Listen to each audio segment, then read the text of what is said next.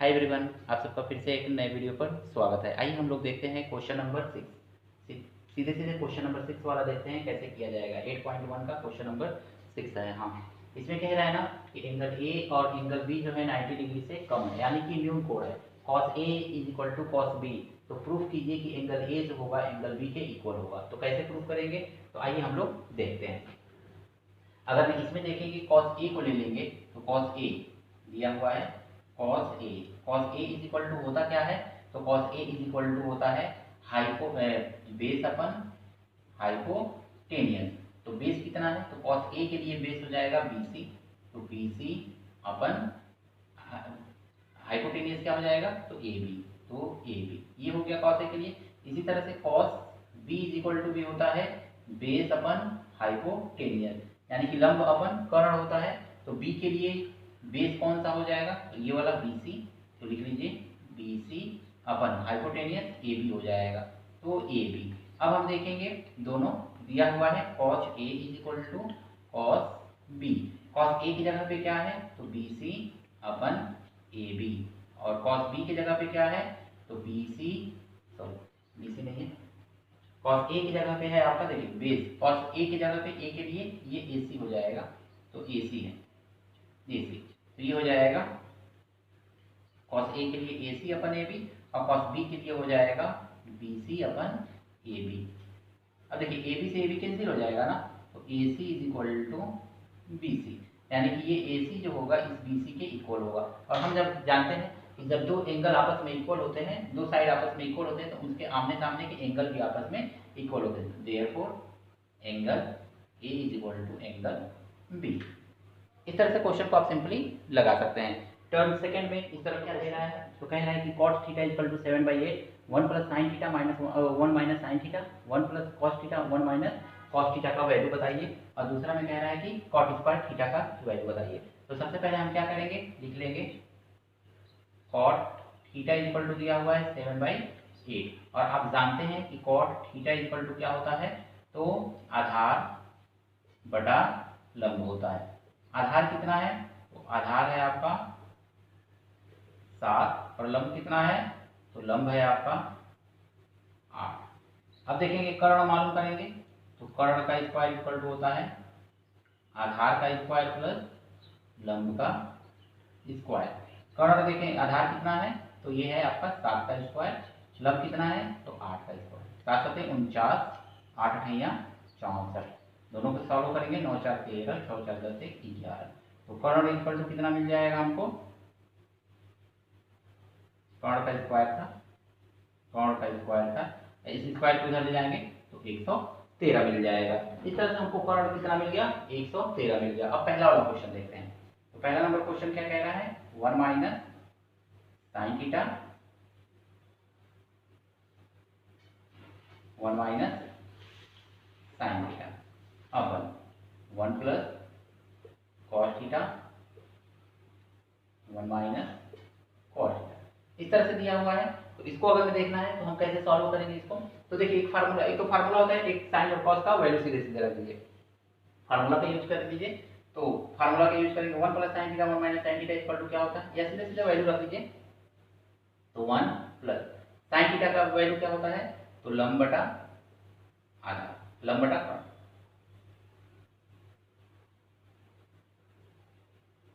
1 minus लंब बटा कर्ण। इसी तरह से नीचे वाला देखेंगे तो 1 प्लस आधार बटा कर्ण। इसको देखेंगे 1 माइनस आधार बटा कर्ण। तो ये आपका इस तरह से हो जाएगा। अब वैल्यू रखिए 1 प्लस लंब कितना है, तो ध्यान से देखिए यहाँ पे आपको लंब देखने को मिलेगा 8 है, तो 8/1 1/40 रूट में। इसको देखेंगे तो 1 माइनस लंब कितना है, तो देखिए लंब है 8 ही है, तो 8/1 140। नीचे 1 प्लस 7/113। इसको देखेंगे 1 प्लस 7 बाई सॉरी माइनस है 113। चाहे तो ऊपर ही चेंज कर सकते थे, a plus B a minus B formula है, तो ये हो जाएगा 1 माइनस 8/113 का होल स्क्वायर बाई 1 माइनस 1 का भी स्क्वायर कर सकते हैं, ये हो जाएगा आपका 1 माइनस 7/113 का होल स्क्वायर। इसको सॉल्व करेंगे, ये भी 1 का स्क्वायर, ए स्क्वायर माइनस बी स्क्वायर तोड़ दिया है। अब देखिए 1 माइनस 8/8 का स्क्वायर करेंगे 64 हो जाएगा, ये 113 बाई 1 माइनस 7 जा 49/113, एलसीएम लेकर के माइनस कर लीजिए, तो 113 माइनस 64 बाई 113, इसको देखेंगे 113 माइनस 49 बाई 113 से 113 काट देंगे तो आएगा क्या आपका, देखिए 113 में से 64 माइनस करेंगे तो हमारा कितना आ जाएगा, तो देखिए 13 में से 4 माइनस करेंगे 9 और 10 में से 6 4 बाई, इसको माइनस कीजिए तो 13 में से 9 माइनस करेंगे 4 और 10 में से 4 6, तो ये आपका आंसर हो जाएगा। तो इस तरह से आपने देखा कितना आसानी से इस क्वेश्चन को हमने लगा दिया। इसी तरह आप भी थोड़ा सा प्रयास करेंगे तो ये क्वेश्चन आसानी से आ जाएगा। टर्म सेकंड में इस क्वेश्चन के आने की संभावना ज्यादा है, तो इसका प्रैक्टिस कर लीजिएगा। आइए क्वेश्चन नंबर दूसरा इसमें देखते हैं। तो क्वेश्चन नंबर सेकंड क्या कह रहा है, कॉट स्क्वायर थीटा। कॉट का वैल्यू क्या होता है, कॉट थीटा इक्वल टू होता है आधार बटा लंब। सीधे सीधे कॉट थीटा का वैल्यू दिया हुआ है, कॉट थीटा का वैल्यू क्या दिया हुआ है 7/8 दिया हुआ है, तो cot square theta equal to क्या हो जाएगा 7/8 का होल स्क्वायर, 7 का स्क्वायर 49/8 जा 64, तो ये आपका आंसर हो जाएगा। तो इस तरह से आप क्वेश्चन को सिंपली लगा सकते हैं। दोनों का आंसर सेम टू सेम आ रहा है 49/64 49/64। आइए हम लोग क्वेश्चन नंबर कह रहा है कि 3 cot a = 4, तो 1 - tan square theta 1 + sin square theta sin नहीं tan tan square theta = cos square theta - sin square theta है या नहीं है। तो क्वेश्चन में कह रहा है कि 3 cot a = 4, 3 cot a = 4, तो जांच कीजिए कि 1 - tan स्क्वायर थीटा अपन 1 + tan square theta = cos square theta - sin square theta है या नहीं। आइए हम लोग जांच करते हैं, लिख लेंगे 3 cot a = 4 दिया हुआ है, तो इस तरह से दे रहा है आपका। अब देखेंगे तो cot a = 4 बाई, ये 3 नीचे चला जाएगा तो 3 हम जानते हैं कि cot a = होता क्या है, तो आधार बटा लंब होता है। तो इस तरह से आधार अपन लंब होता है। अब हम देखेंगे इसको, तो आधार कितना दिया हुआ है आपका, सीधे सीधे देख लीजिए, तो आधार है आपका 4, लंब है आपका 3 और कर्ण क्या है, कर्ण का स्क्वायर इक्वल टू लंब का स्क्वायर प्लस आधार का स्क्वायर। लंब कितना है, तो ये है आपका 3 का स्क्वायर और प्लस 4 का स्क्वायर, 3 3 के 9 4 को 16 25, यानी कि कर्ण का स्क्वायर कर्ण इक्वल टू 25 इक्वल टू 5, तो कर्ण कितना आ गया आपका 5 आ गया। अब जब कर्ण आपको 5 मिल गया तो अब इसमें वैल्यू रख दीजिए, लिखिए 1 - tan square theta upon 1 + tan square theta equal to cos square theta minus sin square theta. Check कीजिए, आइए देखते हैं हम लोग। तो 1 - tan की जगह पे क्या लिखेंगे, tan का जानते हैं हम क्या होता है, लंब बटा आधार का स्क्वायर अपन 1 + लंब बटा आधार का स्क्वायर इक्वल टू cos का क्या होता है, आधार बटा कर्ण का स्क्वायर माइनस लंब बटा कर्ण का स्क्वायर। इस तरह से अब देखिए क्वेश्चन को कैसे सॉल्व करेंगे। तो 1 - लंब कितना है, तो ध्यान से देखिए, यहाँ से लंब आधार कर्ण देख लेंगे। लंब है आपका 3, आधार है आपका 4, 1 + 3/4 इक्वल टू आधार कितना है, तो आधार है यहाँ पे आपका 4/5 का होल स्क्वायर माइनस लंब कितना है 3/5 का होल स्क्वायर। सॉल्व कीजिए, 1 - 9/16, 1 + 9/16 16/25, 9/25, इतना आ जाएगा। इसको सॉल्व कीजिए, 16 वजह 16 और 16 वजह 16 में से 9 माइनस करेंगे 7/16। अब आई 16 वजह 16 9, 25/60 इज इक्वल टू 16 में से 9 माइनस कर दीजिए तो 7/25। 16 से 16 कट जाएगा, 7/25 इक्वल टू 7/25। तो जी हाँ है 1 minus tan square theta 1 plus tan square theta equal to minus sine square theta है, क्योंकि दोनों तरफ आपका इक्वल आ जा रहा है। तो जब दोनों तरफ इक्वल आ रहा है इसका मतलब कि ये एक इस तरह का वैल्यू होता है। इस तरह से हम आइडेंटिटी को प्रूव कर सकते हैं। तो ये एक आइडेंटिटी है, ये आपका इक्वल आ रहा है इसलिए। आइए हम लोग क्वेश्चन नंबर त्रिभुज ABC में tan A = 1/√3, बी जो है 90 डिग्री है दिया हुआ है। पूछ रहा है sin A cos C plus cos A sin C। Question में ध्यान से देखिए, कह रहा है sin A cos C plus cos A sin C, sin A cos C plus cos A sin C और फिर cos A cos C और minus sin A sin C का वैल्यू पूछ रहा है। तो आइए हम लोग देखते हैं। tan A = क्या लिख सकते हैं, tan A = हम जानते हैं क्या होता है, तो 1/3 दिया हुआ है, तो 1/√3 दिया हुआ है। अब हम जानते हैं कि 1/3 किसका वैल्यू होता है, तो tan 30 डिग्री = 1/√3 होता है। तो tan 30 डिग्री = √3 होता है। तो अब हम लिखेंगे tan A = tan 30 degree, tan से tan कैंसिल, तो A = 30 डिग्री। तो angle A plus angle C = कितना हो जाएगा 90 डिग्री, क्योंकि 90 ये एंगल और ये एंगल 180 होता है, 90 निकल जाएगा तो ये दोनों मिलकर के 90 डिग्री हो जाएगा। A का वैल्यू तो दिया हुआ है 30 plus angle C = 90 degree. Angle C = 30 को आगे ले जाकर माइनस कर दीजिएगा 90 में से, तो आ जाएगा 60 डिग्री। इस तरह से tan C का वैल्यू हमको कितना मिल गया, 60 डिग्री मिल गया। अब आइए हम लोग क्वेश्चन देखते हैं। पहला वाला क्या कह रहा है, sin A cos C plus cos A sin C। देखिए sin A का वैल्यू कितना है, तो ध्यान से देखिए A का वैल्यू आपको यहाँ पे दिया हुआ है। sin A का वैल्यू sin A = कितना है आपका, ध्यान से देखेंगे, अगर मैं sin A 30 दिया हुआ है तो A का वैल्यू 30 है और C का वैल्यू 60 है।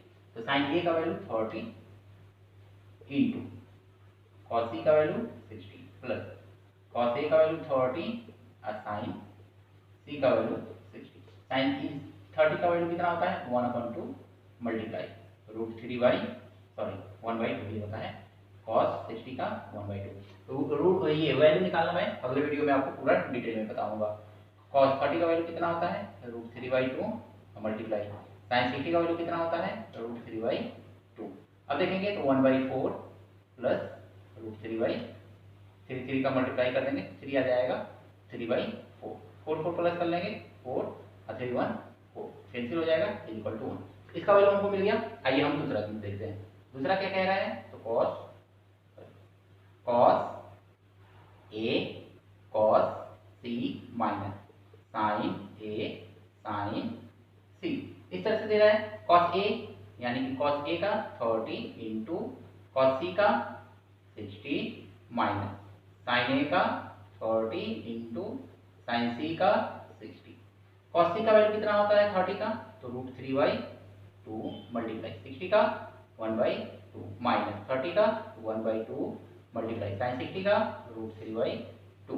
इसको सॉल्व करेंगे तो √3/4 माइनस इसको सॉल्व करेंगे √3/4, इससे ये कैंसिल हो गया इक्वल टू वैल्यू 0 आ गया। तो इस तरह से देखेंगे क्वेश्चन को सिंपली हम सॉल्व कर लेंगे। देखिए कितना आसानी से ये क्वेश्चन सॉल्व हो गया। tan A का वैल्यू दिया हुआ है, tan A के वैल्यू के बेसिस पे हम सब वैल्यू फाइंड करते चले जाएंगे। इस तरह से दोनों का वैल्यू फाइंड हो जाएगा।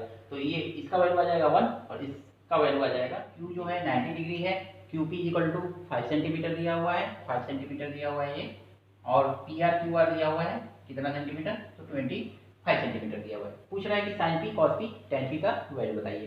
तो कैसे बताएंगे हम, तो हम जानते हैं, देखिए ध्यान, PQ प्लस QR = दिया हुआ है 25। इक्वेशन मान लीजिए फर्स्ट, इसको इक्वेशन हम फर्स्ट मानेंगे। अब देखेंगे तो अब क्या फाइंड करना है हमको इसमें, तो देखिए जानते हैं लंब कितना है इसमें, तो लंब है आपका QR, देख लेंगे QR मान लेंगे। आधार कितना है, तो आधार इसमें QP है, और कर्ण कितना है, तो कर्ण है आपका PR। तो इस तरह से क्वेश्चन लगाएंगे तो आपका क्या हो जाएगा, पी क्यू मानिए क्यू पी क्यू, हाँ पी क्यू मान लीजिए, आधार को पी क्यू मान लीजिए क्योंकि पी क्यू के टर्म में दिया हुआ है। तो यहाँ पे देखेंगे अगर मैं हम तो क्यू आर,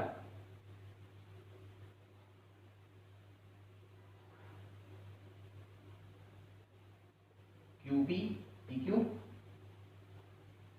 पी क्यू का स्क्वायर मतलब लंब का स्क्वायर प्लस आधार का P Q plus Q R का स्क्वायर, क्यू आर का स्क्वायर देखिए पी क्यू का स्क्वायर प्लस क्यू आर का square is equal to P R का स्क्वायर, पी आर का, इस तरह से हम लिख सकते हैं। अब ध्यान से देखिए P Q square plus Q R square is equal to P R square, ये हम लिख सकते हैं। पी क्यू दिया हुआ है 5 सेंटीमीटर, तो लिख लीजिए 5 का स्क्वायर इज इक्वल टू, इसको आगे भेज दीजिए तो ये क्या हो जाएगा, यहाँ पे कुछ पी आर, हाँ ये पी आर है, पी क्यू नहीं है पी आर, तो पी आर, तो यहाँ पे लिख सकते हैं हम पी आर का स्क्वायर, ये क्यू आर आगे जाएगा तो माइनस क्यू आर का स्क्वायर, इस तरह से हो जाएगा आपका। अब इसको क्या करेंगे, एक ब्रैकेट में प्लस करेंगे, एक ब्रैकेट में माइनस करेंगे, A square minus B square, A plus B A minus B, formula पे ये 5 का स्क्वायर करेंगे 25 is equal to P R plus Q R, P R minus Q R. अब देखिए 25 is equal to P R Q R का value कितना है तो 25 है, ये P R minus Q R, ध्यान से देखिए 25 से 25 कैंसिल हो जाएगा, 1 आ जाएगा, तो P R minus Q R is equal to 1, equation मान लेंगे सेकेंड। अब हम इक्वेशन फर्स्ट और प्लस इक्वेशन सेकेंड करेंगे। इक्वेशन फर्स्ट क्या है तो ध्यान से देखिए P R plus Q R is equal to 25, और ये सेकेंड क्या है इधर सही से लिख लीजिए P R minus Q R is equal to 1, दोनों को जोड़ दीजिए, क्यू आर से क्यू आर कैंसिल, तो 2 P R is equal to 26, 2 से काट दीजिए 14 आ जाएगा, तो पी आर का वैल्यू कितना आ गया 14 आ गया। अब इस पी आर का वैल्यू जो है ना इक्वेशन फर्स्ट में रख दीजिए, तो लिखिए P R plus Q R is equal to 25, ध्यान से देखिए तो पी आर का वैल्यू कितना है 14 है, plus Q R is equal to 25, तो Q R is equal to 25 minus 14, तो Q R is equal to 11 आ जाएगा आपका। अब हम सारा वैल्यू मिल गया है, अब हम क्या करेंगे तो ध्यान से देखिए sine P equal to, sine P equal to देखिए पी के सामने का साइड होगा परपेंडिकुलर होगा R Q, sine P R Q, Q R upon, perpendicular hypotenuse क्या है तो हाइपोटेन्यूज आपका पी आर है, तो लिख लीजिए P R is equal to Q R का वैल्यू कितना आया है तो ध्यान से देखिए क्यू आर का वैल्यू हमने निकाला है, कहाँ पे निकाला है यहाँ पे, तो क्यू आर का वैल्यू 11 है, 11। अब आई ये पी आर कितना है 40। दूसरा देखेंगे cos P, cos P equal to क्या है तो आधार कॉस पी, बेस क्या हो जाएगा क्यू पी हो जाएगा, यानी कि पी क्यू लिख सकते हैं, तो पी क्यू, पी क्यू की तरह दिया हुआ है, लिख लीजिए पहले पी क्यू अपन पी आर, पी क्यू है आपका 5, अब पी आर कितना है तो ध्यान से देखिए पी आर आया है 30, इसके बाद है आपका tan p, tan p equal to क्या होता है तो लंब बटा आधार होता है, tan p के सामने का लंब क्यू आर, क्यू आर, और ये आधार कितना है तो ये है पी क्यू, पी क्यू या क्यू पी, पी क्यू लिखे हैं कि क्यू पी लिखे हैं, देख लीजिए पी क्यू लिखा गया है, तो पी क्यू पी आर अपन पी क्यू, पी आर कितना है तो 11 है, पी क्यू कितना है तो ये आपका है 5, 11/5, पी क्यू 5 है, तो इस तरह से आपका क्या हो जाएगा तो ये तीनों के तीनों वैल्यू मिल जाएंगे, यानी कि 11/13 sin p का वैल्यू, cos p का वैल्यू 5/13 और tan p का वैल्यू 11/5।